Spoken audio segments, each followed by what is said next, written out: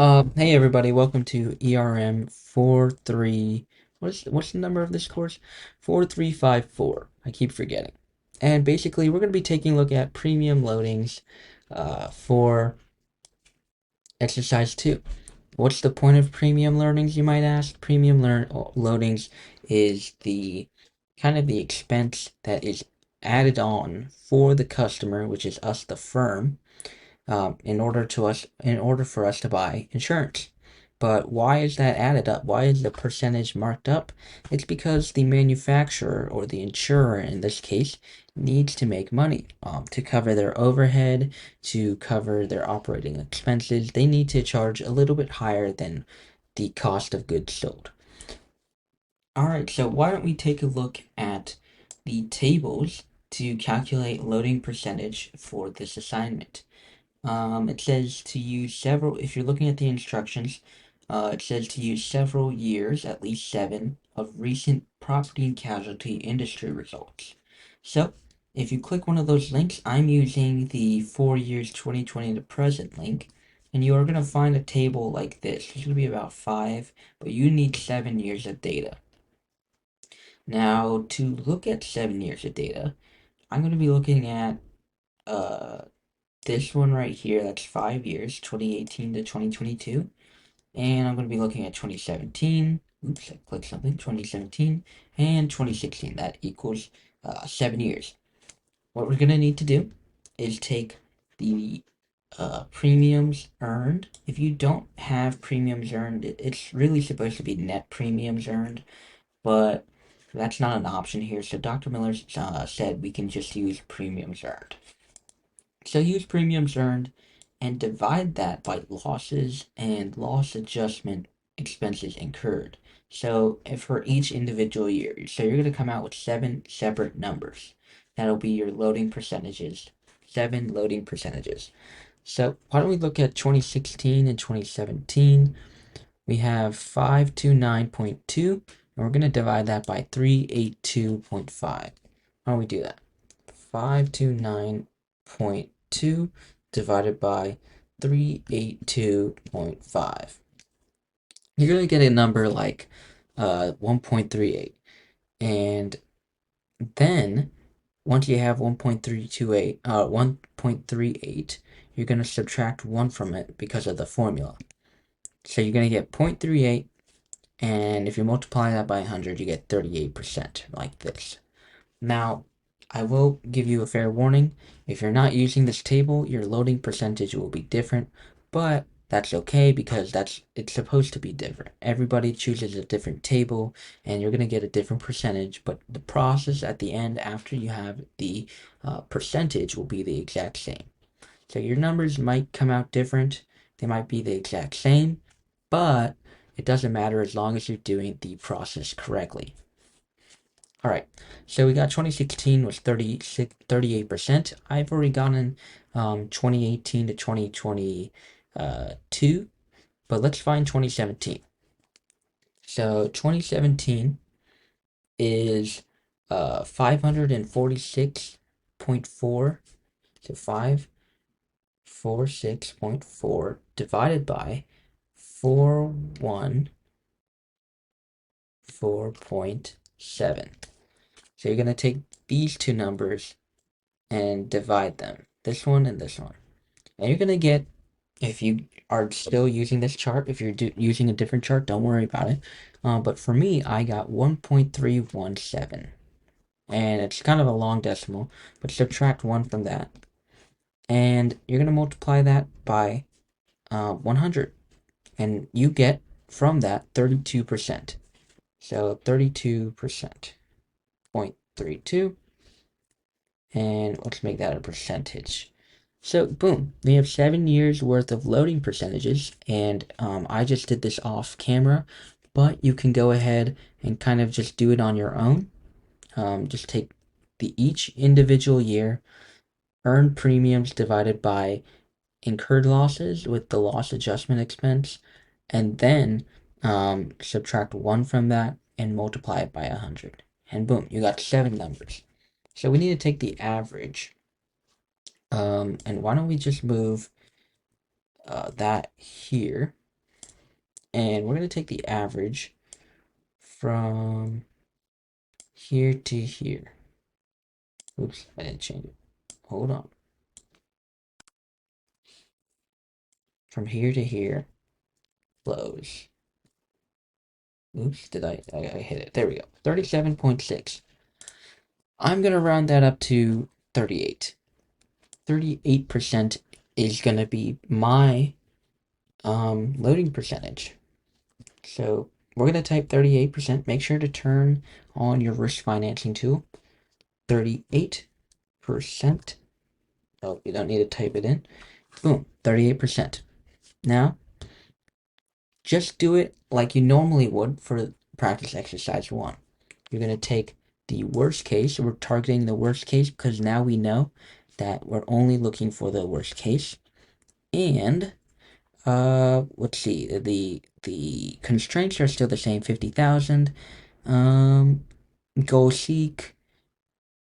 Yep, it seems to be the exact same instructions. So, hold on. Let's look at the open.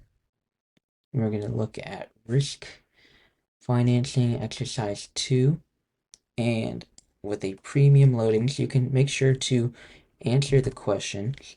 I have it on the off screen, but make sure to go ahead and answer E2 1, and you can put in your loading percentage. So I used from 2016 to 2022. That's 7 years. And then let's go ahead and